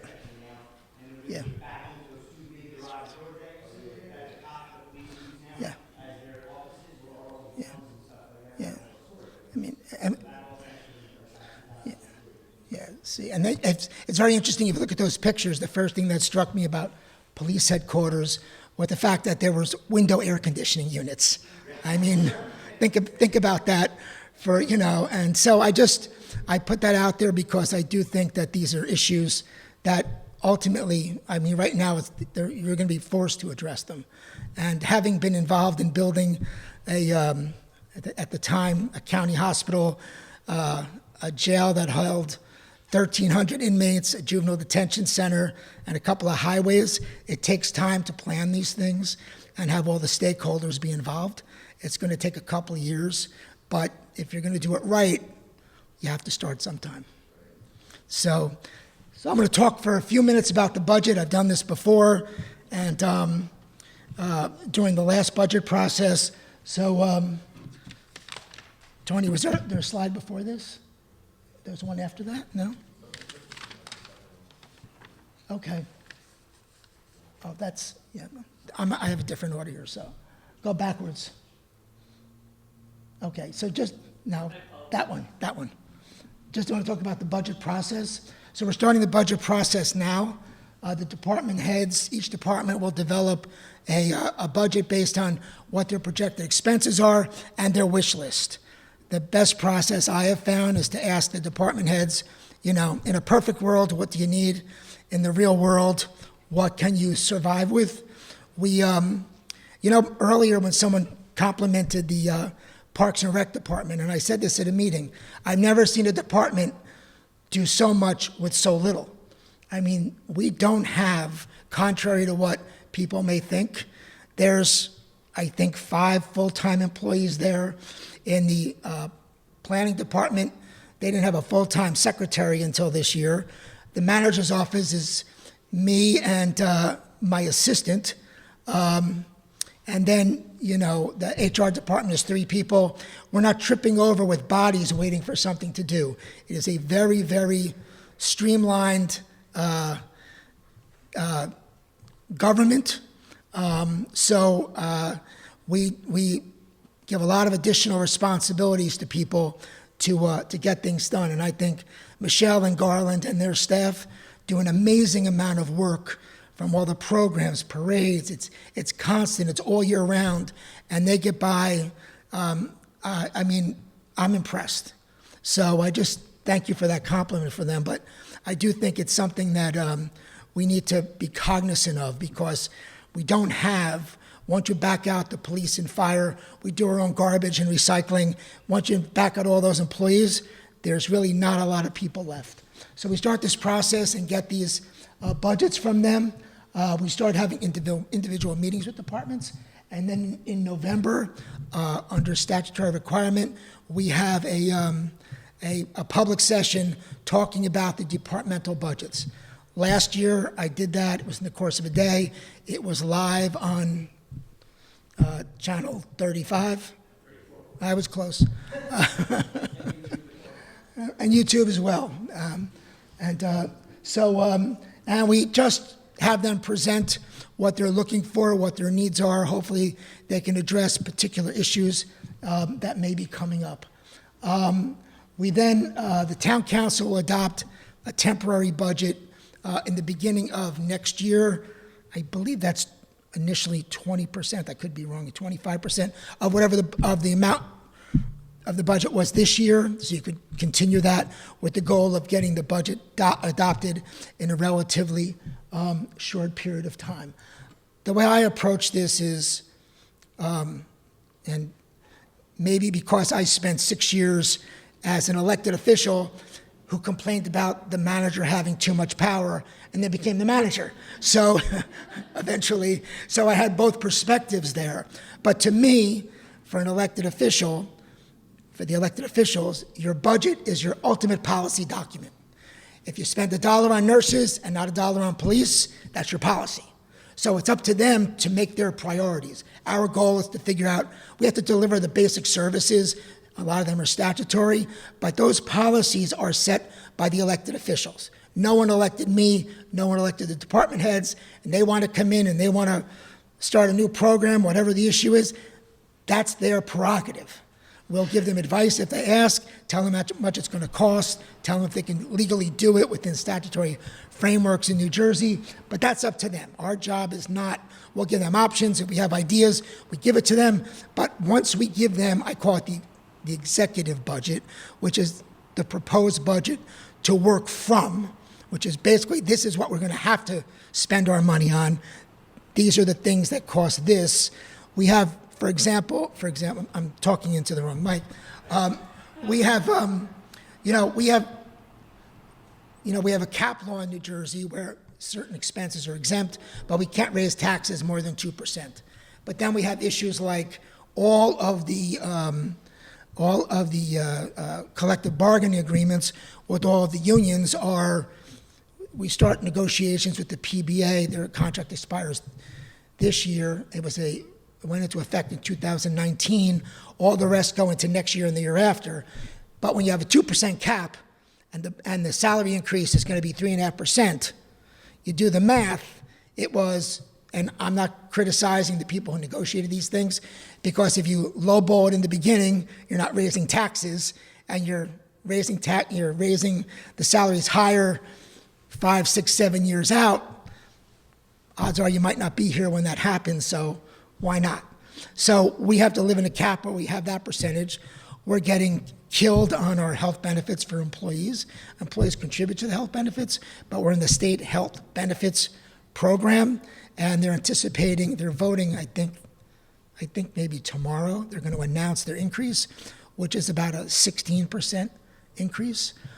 We're looking at other options, but our our loss ratio has been very high due to a very small group of people with catastrophic illnesses. That happens.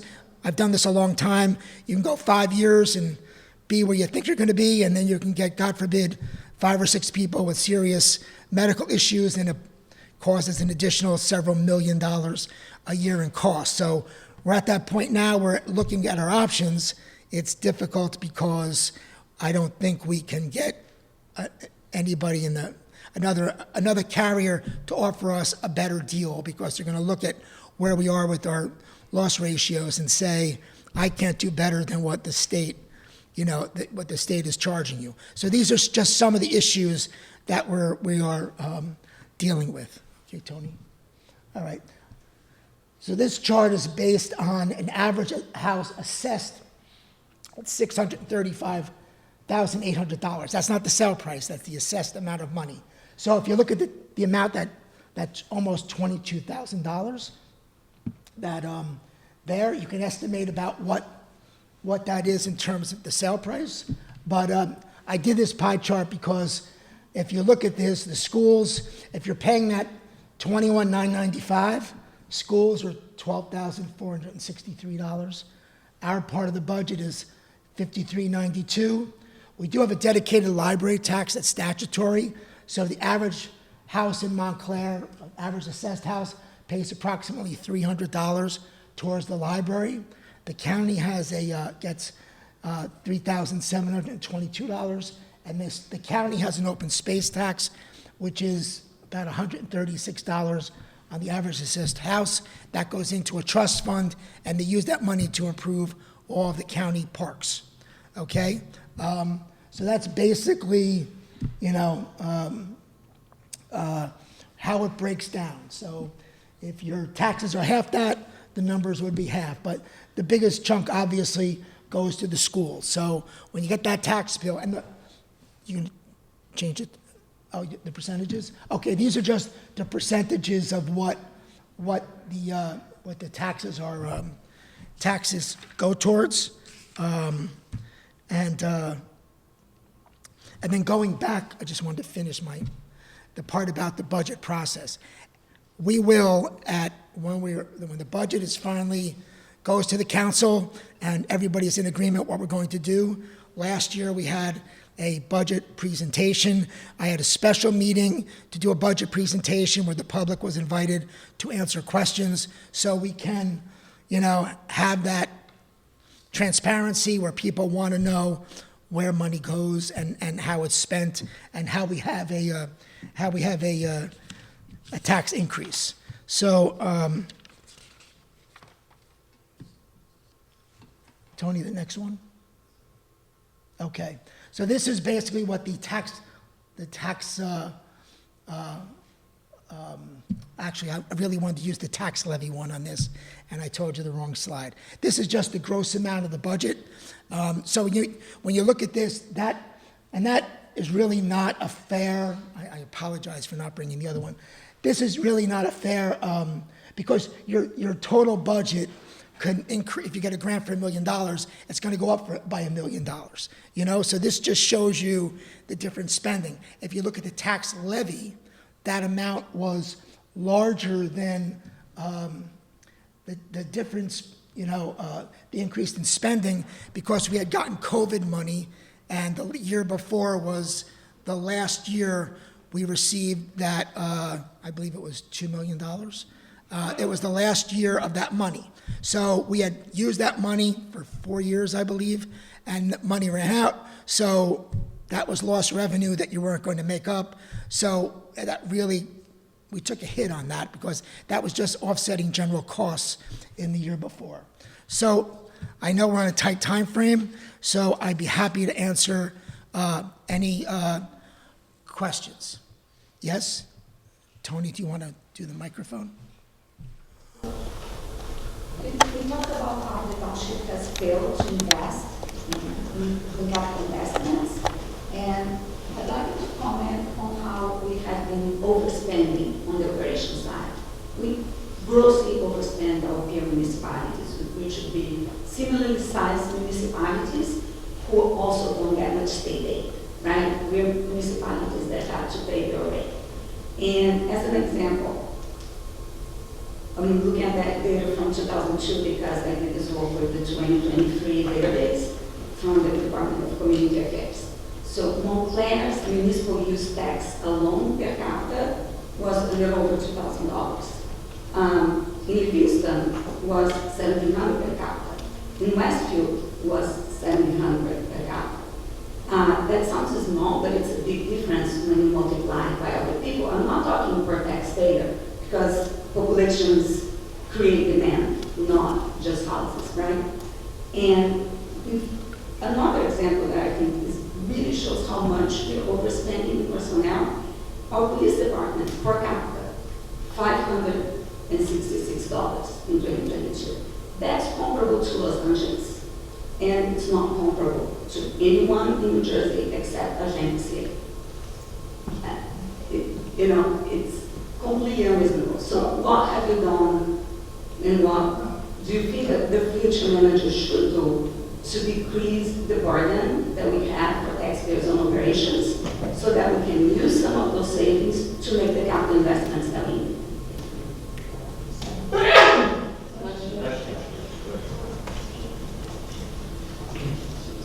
Thank you. Well, the primary, look, I'll say this out loud. We have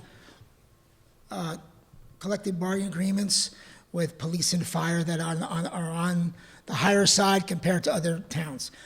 The money that we spent, that's a decision, as I said, about policy. That'll be a decision for the mayor and council. But let's talk reality here, because I think I'm pretty good at that, is that this is New Jersey, and it is it's a liberal state. It's a very pro-union state.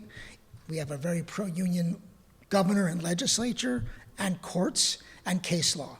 So everyone should be naive if they think we're going to negotiate pay reductions for police and fire. That being said, and we also have inherited, as I mentioned before, inherited contracts where the increases exceed the cap law. We didn't negotiate that, and even those increases, you have to look at the steps within the contracts. The mayor and council would have to make hard decisions about whether or not they want to reduce the number of police officers or firefighters or whatever. That's a policy decision. As I said before, its efficiency is not, it would take a fundamental change in the mayor and council's view of what basic services are. The rest of the employees are not overpaid. I mean, I can tell you that our temporary employees who work in the back of the garbage truck, that when I got here were making $14 an hour, and I was like, that's not I raised it to $19.50 on my own because I thought they should have a living wage. So, but no, that should just be, I mean, but those are hard decisions to make, but that's a lot of history, and it's up to them. It's a policy issue if people want to do that. But we're hoping in these negotiations. Look, some of those things are it all happens. For example, the police department budget, however high it may be, was less than it was the year before because we had a lot of. Okay, we had a lot of turnovers, so a lot of we had turnover. So I think within the last year, I've been involved 21 new police officers, and we're going to probably hit 30 by the end of the year. So all those high-paid people are going down. Even though people will be promoted, you still will have a reduction of people getting to those higher steps. So that's why if you look at that budget, you'll see, compared to the year before, it is relatively, yes it is if you go look at it, it's relatively flat, okay, compared to the year before. Whether or not you agree or disagree is, with how they staff it, or do they need the number of superior officers, that's not an argument you have with me. That'll be between the police department and the elected officials, because that's a policy issue here, all right?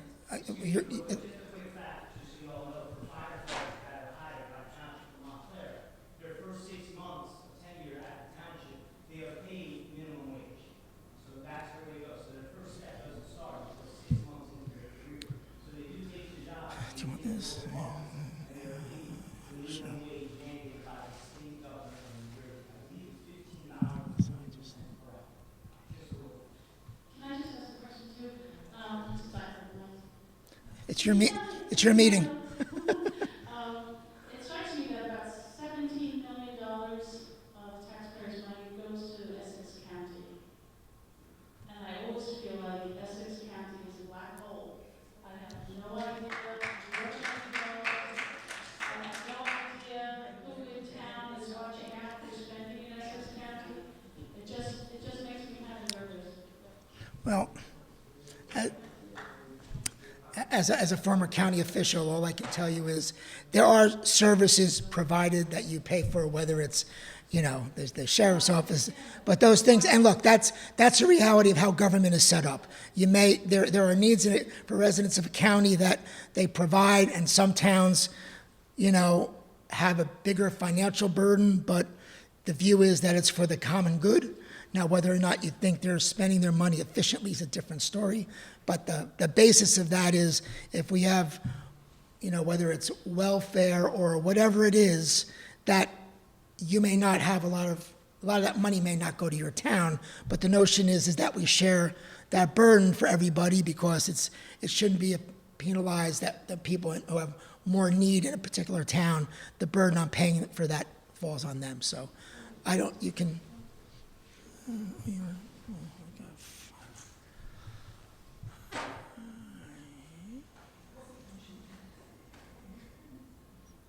asking for clarification.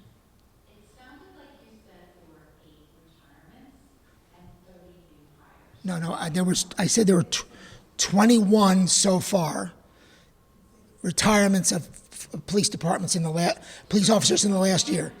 21 retirements, and we've. Yes. And then we anticipate that number to grow by the end of the year. That's it.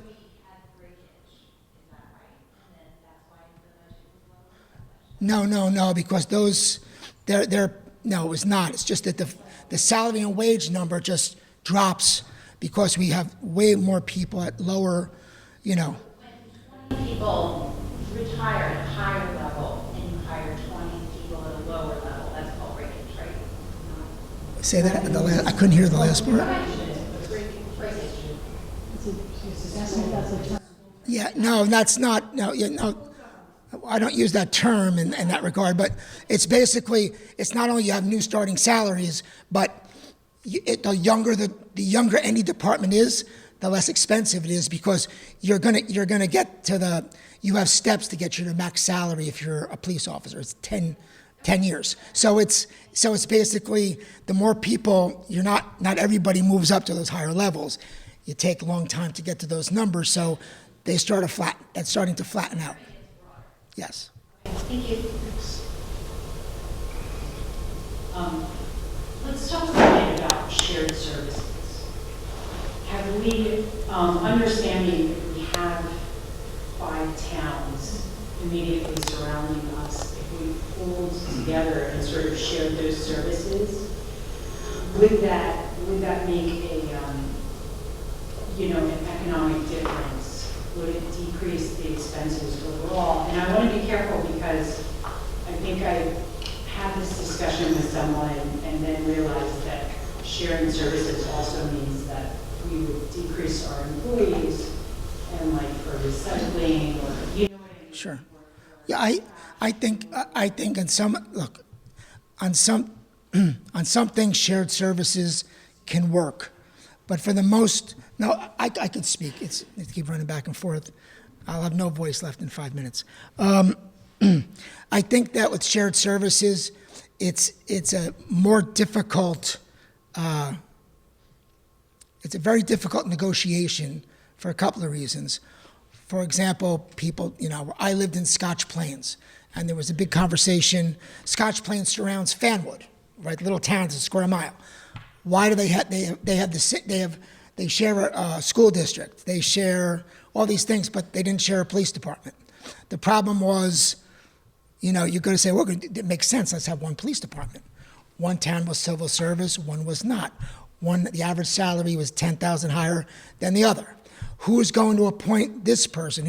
And the whole thing dies of its own weight. And it's a very difficult thing. Look, we have this controversy here on a daily basis with our shared services with Glen Ridge. And it's a difficult, you know, those negotiations, in my opinion, well, that's what it's called. And my point is that it's very rare that you can find a shared service situation where there isn't a giver and a taker. I'm being really honest. The one area that I would suggest, if we could do it, because they've done this in Union County, is they did a shared dispatch. It started off with 4 or 5 small towns, and now they're up to maybe 8 or 10, because that's a difficult thing. It can be centralized, it's computerized, and it's hard to recruit those people. It's a tough job. There's a lot of turnover. And so if we could figure out a way to get, you know, and Union County, it was the county led it and did it, and everybody was jumping on board. They didn't take the big towns like Elizabeth or those towns, but for the smaller towns, it's a godsend because they couldn't do it themselves. So that's where I think if we can get the county perhaps to look at that and take the lead, it might be a great way to save everybody money, because everybody pays a per capita cost, so and they're running it, and we would save a substantial amount of money.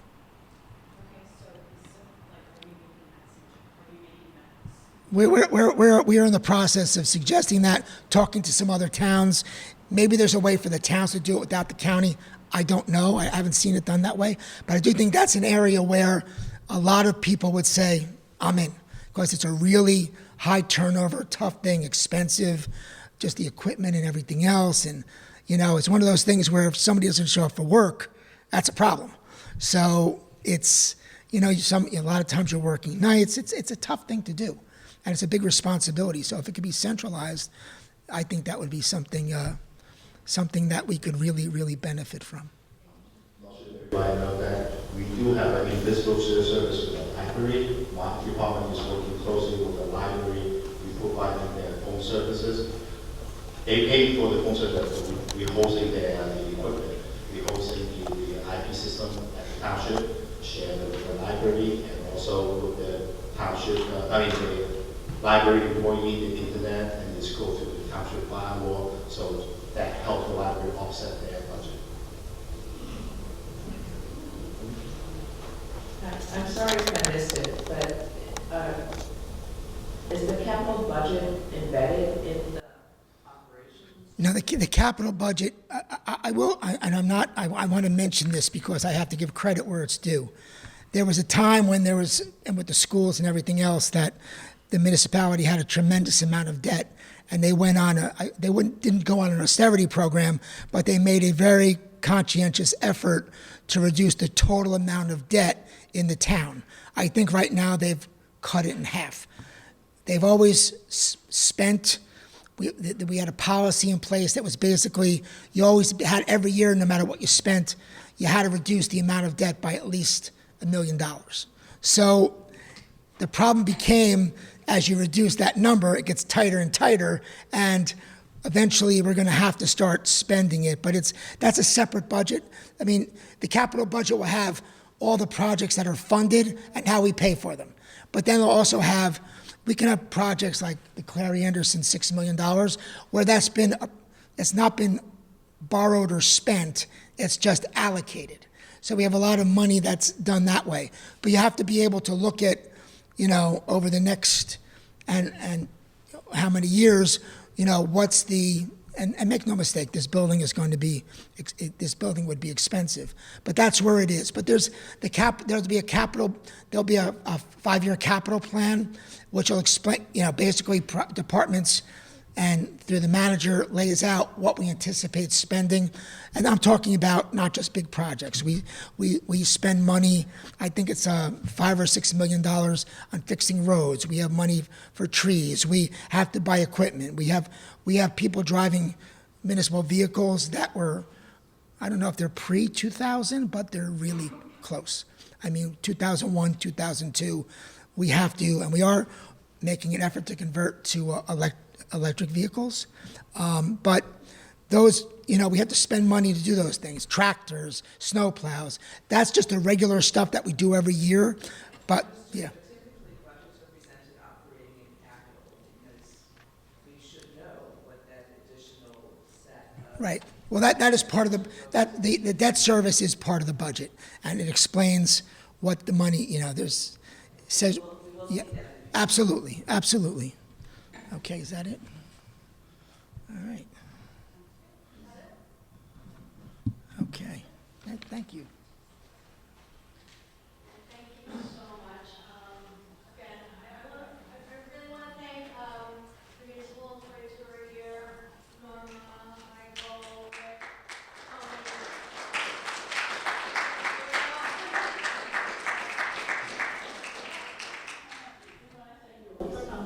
Yeah, I hope we answer some of your questions and to have a better understanding of what we're doing at 205 and what the council aims to do going forward.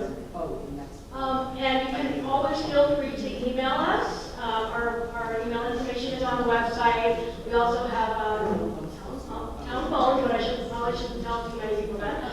Always email us, and stay tuned for the next scheduled. I have it on the calendar for November 20th. Will be the next at-large town hall at the library, and one of the presentations. The agenda is still developing, but GCS will definitely be presenting, and how long the topics will be still on. I just wanted to say though, she said, don't feel free to call us, email us. No. We were given numbers Norma gave you numbers to call, people to call when you have an issue. Start with them, because what we do is we just contact those people, so do it directly. If you have an issue, follow the, instructions. And I will tell you another thing. It's unbelievable how hard we work. I am just floored with how many hours all of us spend. No, I'm not doing that.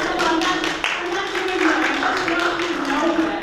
I mean, I think, there was a lot of complaining about the old council, how, we're spending 35 hours a week. Nobody was spending 35 hours a week. We do. We spend an awful lot of time on stuff. And maybe it's because sometimes we're new, so we're learning. But, and I think our team is really dedicated, working well together, and we're looking forward to a good 4 years where we do a lot of stuff. Can I just say one last thing? I'm really sorry. So just a quick word about the ward counselors versus us on the relationship. I personally want to know if you have a problem that is in your neighborhood that you think is specific for your ward counselor, definitely feel free to include us as